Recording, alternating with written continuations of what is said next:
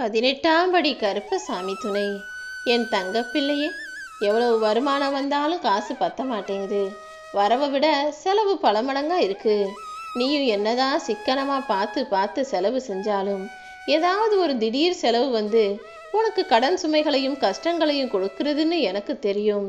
அதனால தான் இப்பொழுதே உன் கடன் பிரச்சனைகளையெல்லாம் தீர்த்து வச்சு நீ மனசுல ஆசைப்பட்ட விஷயத்தை உன் விருப்பப்படியே நடத்தி கொடுப்பதற்காக இந்த கருப்பசாமி உன்னை தேடி வந்தேன். வருந்தாதே என் தங்கமே. உன் கடன் பிரச்சனைகளையெல்லாம் தீர்த்து உன்னை நிம்மதியாக வாழ வைக்கதான் இப்போது உனக்கு ஒரு வாய்ப்பு கொடுக்க வந்திருக்கேன்.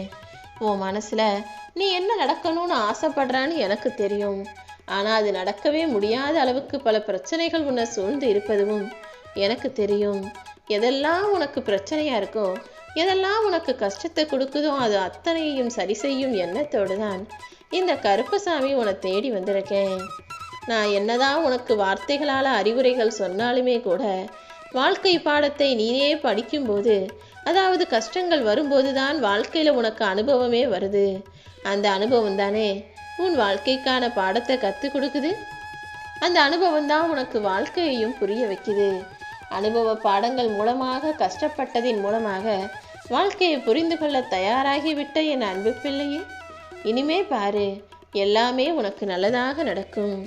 கவலை இல்லாமல் வாழ்ந்துட்டீனா, நிம்மதியாக வாழணும்னு நினச்சிட்டீனா கஷ்டம் இல்லாமலும் வாழ முடியும். இப்படி கவலையும் கஷ்டமும் இல்லாத நிம்மதியான சந்தோஷமான வாழ்க்கையை நீ வாழ்றதுக்காக தான் உனக்கு ஒரு அற்புதமான வாய்ப்பை கொடுக்க வந்திருக்கேன். உன்னுடைய எதிர்பார்ப்புகள் பல சமயங்களில் உனக்கு ஏற்றங்களையும் வெற்றிகளையும் கொடுக்குதோ இல்லையோ, ஏமாற்றங்களையும் கஷ்டங்களையும் கொடுத்துருக்கு. வாழ்க்கை முழுவதும் இப்படியே எத்தனை நாளைக்கு நீ கஷ்டப்பட போற?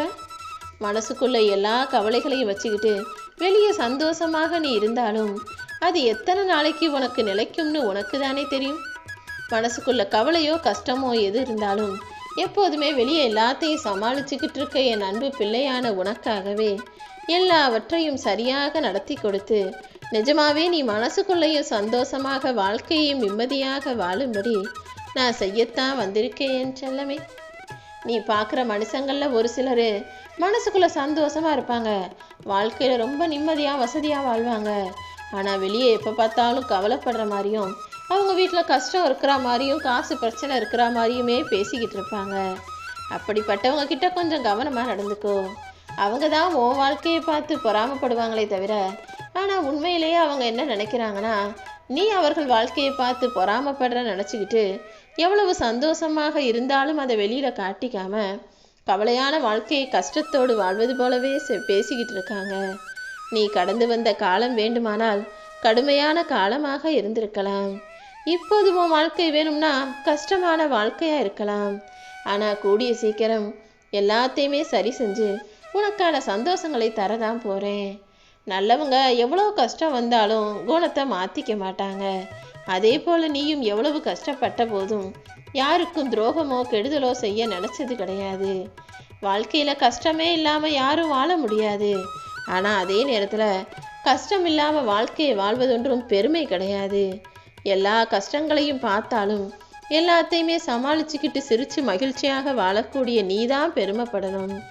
ஏன்னா கஷ்டப்படுறோன்னு தெரிஞ்சும் கூட நீ யாருக்கிட்டையும் போய் உதவி கேட்டதும் கிடையாது, கையேந்தி நின்னதும் கிடையாது. எங்கே நீ கஷ்டப்படுறான்னு தெரிஞ்சாலே உனக்கண்டு ஒளிந்து ஓடக்கூடிய மனிதர்கள் தான் இங்கே நிறைய பேர் இருக்காங்க. உயிரே போனாலும் சரி, நீ கஷ்டப்படும் போது உன் கூட நிற்காதவங்க யாருமே எந்த சூழ்நிலையிலுமே உன்னை வந்து பார்க்க வேண்டாமேன்னு செல்லமே. மகிழ்ச்சியாக வாழணும்னு நினச்சினா உன் மனசுக்குள்ள கவலை இருக்காது. யாரெல்லாம் கவலைப்பட்டே வாழ்கிறாங்களோ அவங்க வாழ்க்கையில் மகிழ்ச்சி இருக்காது.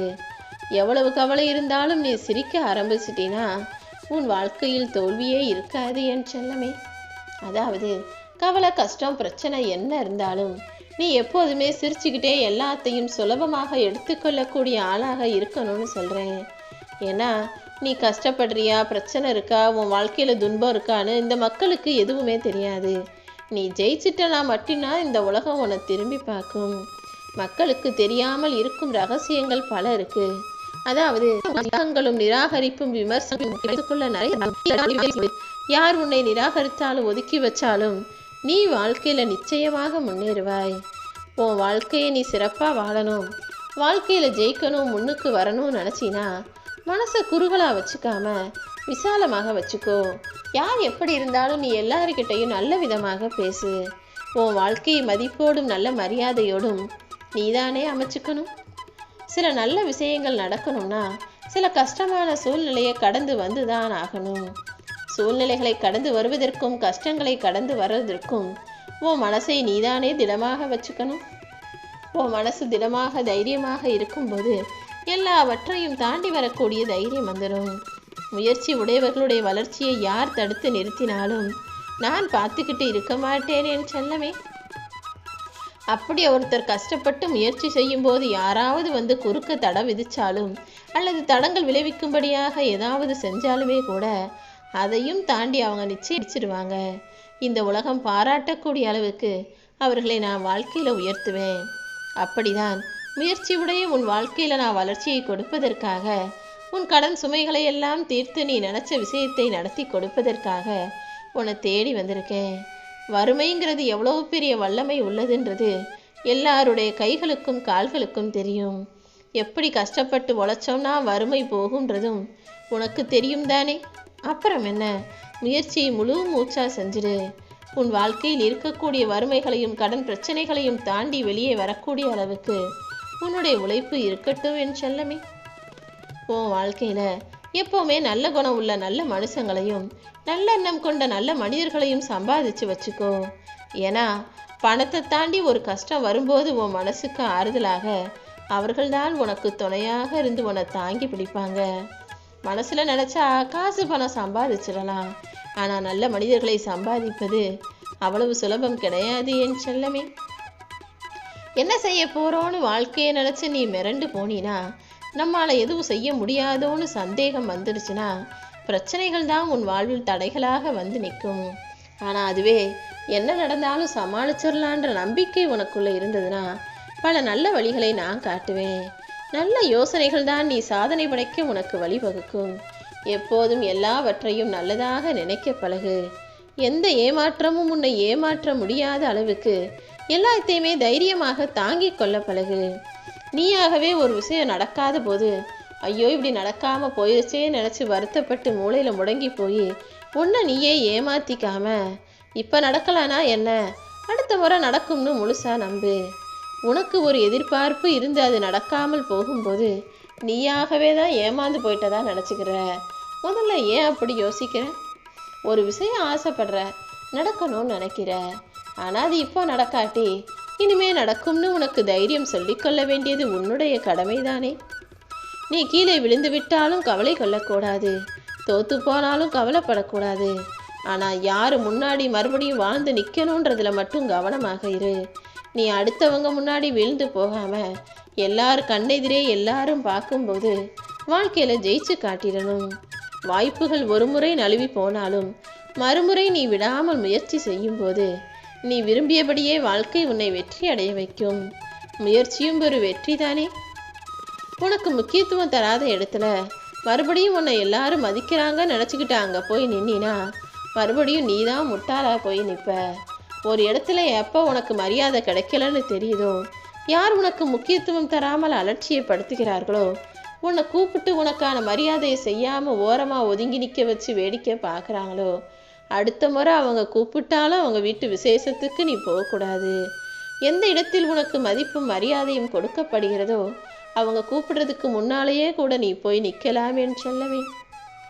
அறிவாளிகிட்ட கூட பேசி ஜெயிச்சிடலாம். ஆனால் எந்த மனிதர் நான் தான் அறிவாளின்னு பேசுகிறாங்களோ அவங்கக்கிட்ட நீ எவ்வளவு பேசினாலும் ஜெயிக்க முடியாது. ஏன்னா அந்த ஆணவக்கார அதிகாரம் பிடிச்ச அறிவாளியற்ற மனிதர் தான் அறிவாளின்னு தப்பாக புரிஞ்சுக்கிட்டு பேசுகிறாங்க. அவங்கக்கிட்ட போய் பேசி நீ என்னத்தை சொல்ல முடியும்? அதனால தான் பொது சபையில் அறிவாளிகள் இருக்கக்கூடிய இடத்துல பேசு. அறிவற்றவர்கள் இருக்கக்கூடிய சபையில் நீ வாயக்கூட திறக்க வேணான்னு சொல்கிறேன். நல்லவர்களுக்கு நல்லது நடக்கும்னு சொல்கிறது தான் உண்மை. ஆனால் அந்த நீதியை கெட்டவர்கள் தவறாக பயன்படுத்துவதால் தான் இப்போது நீதியே கொஞ்சம் தடுமாறிக்கிட்டு இருக்கு. முன்னெல்லாம் நல்லவங்களுக்கு நல்லது நடந்துக்கிட்டு தான் இருந்துச்சு. ஆனால் அதை கெட்டவங்க சுலபமாக பயன்படுத்தி நல்லவர்களை அழித்து நல்லவர்களை ஏமாற்றி நல்லவர்களுக்கு கெடுதல் செய்து துரோகம் செய்து கெட்டவங்க ஜெயிச்சு ஜெயிச்சு இப்போது நீதியே தடுமாறி போய் நிற்குது. ஆனால் இது நீண்ட காலம் நீடிக்காது என் செல்லமே. மறுபடியுமே நல்லவர்களுக்கு நல்லது தான் நடக்கும்ன்றத ஓ மூலமாக இந்த உலகத்துக்கு நான் நிரூபித்து காட்டுறேன். நீயும் நல்ல எண்ணத்தோட நல்ல சிந்தனையோட நல்ல செயல்களை தொடர்ந்து செய்யும்போது உன் வாழ்க்கை நல்ல நிலைமைக்கு வரும்படி நான் செய்கிறேன். காலம் மாறினாலும் நீ மாறாத. நீ எப்போதும் நேர்மையா நியாயத்தோட இருந்தினா உன் வாழ்க்கையில் நடப்பதெல்லாம் நல்லதாகவும் உயர்வாகவும் இருக்கும்படி நான் செய்வேன். காலம் மாற மாற நீயும் மாறிக்கிட்டே இரு. காலத்திற்கேற்றாற் போல நீயும் புது புது மாற்றங்களை உருவாக்கி கொள்ளும்போது நீ நினைச்ச நிம்மதியோட ஜெயிச்சு நிற்ப.